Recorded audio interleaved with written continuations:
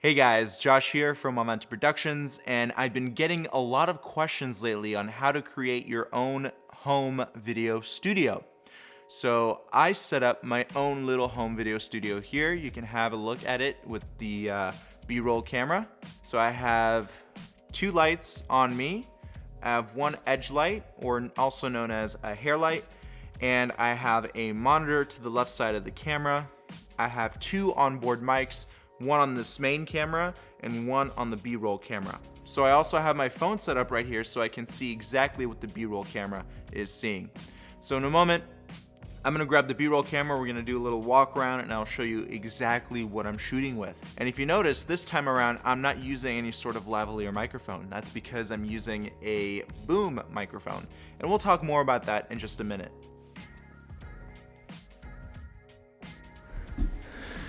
All right, there you guys are. Okay, so right now we're on the B-roll camera, the Panasonic GH4, and let's show you exactly what I'm shooting with. So in my home studio, I decided to take the most neutral and really well-lit area of the house. For example, I have two massive windows here that let in natural light. That's a great fill light, and it creates a soft touch to lighting up the whole entire room here. And I chose one of my couches here with some decorative pillows along with some plants on the side, but you can't really see that in the main shot. And then we have the background, which is the living room, and it's kind of dark and a little bit blurred out. So that's not the important part. The most important part is the main area where the subject is, where we just were a second ago. So I'm kind of happy that that back area is not well lit, and it shouldn't be. So here are the current lights that I'm using.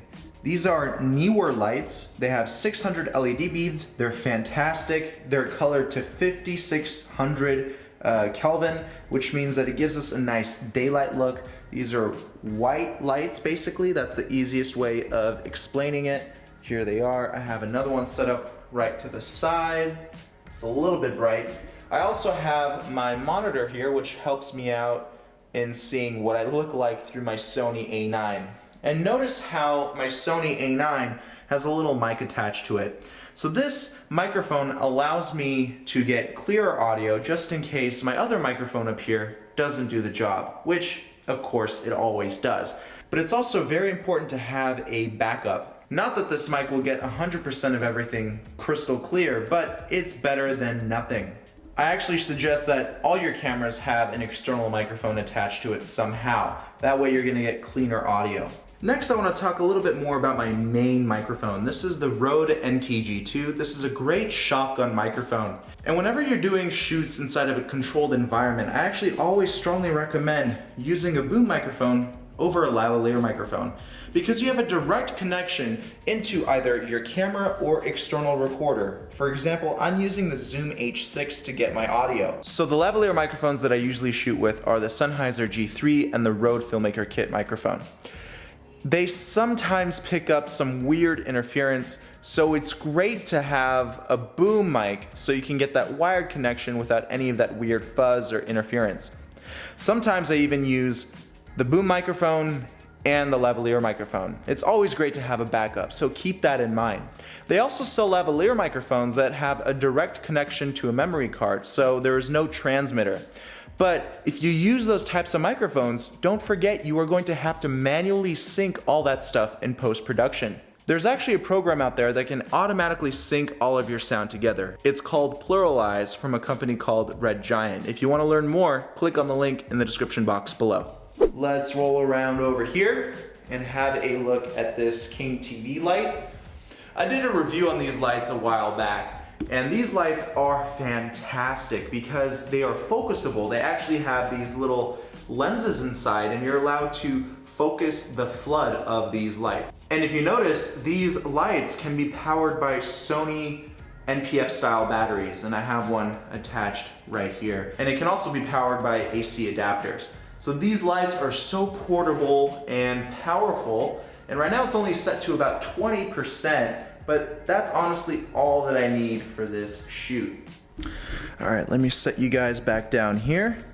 And I mounted my Panasonic GH4 on a Joby Gorilla Pod. So I'm able to basically mount this camera anywhere I want.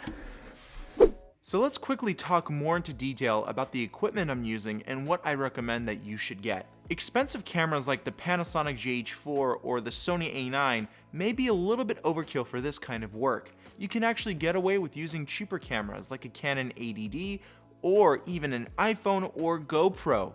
Don't think that just because you spend a lot of money on equipment, you will automatically get amazing results. That just doesn't work like that. So instead of directing all of your focus to the cameras that you're using, try and focus a little bit more on lighting and sound. But then again, the same thing applies for lighting and sound. You don't have to spend a lot of money here. For example, my two main LED panels from Neewer are only $260. They come in a pack along with lighting stands and a carrying case. All that for $260. And by the way, the link for these lights is in the description box below. The Came TV light, which I'm using as a backlight and an edge light, that's a little bit more expensive. That's around $298, and that's something you don't really need to spend all of your money on when you're on a tight budget. You can actually buy a third LED panel like these ones here and get great results as well. But you will also find the link to the Boltzmann lights in the description box below. So when you're lighting up a scene or lighting up a subject, especially if you're shooting yourself, I like to make sure that I have consistent lighting throughout my face and torso. And the best way to do this is to look at yourself using an external monitor. Using Wi-Fi enabled cameras like the Panasonic GH4 and the Sony A9, you are able to look at yourself by using a smartphone. You can also change camera controls. However, an iPhone might not be the best option since the monitor is quite small. So using an external monitor like the Lilliput one that I'm using right now is sufficient enough, and it's not expensive. Again, I'll leave the link in the description box for it below. But back to lighting. Checking for shadows is a pretty crucial element as well. And the best way to do that is to take your hand, put it in front of the light, and see where the shadow is casted.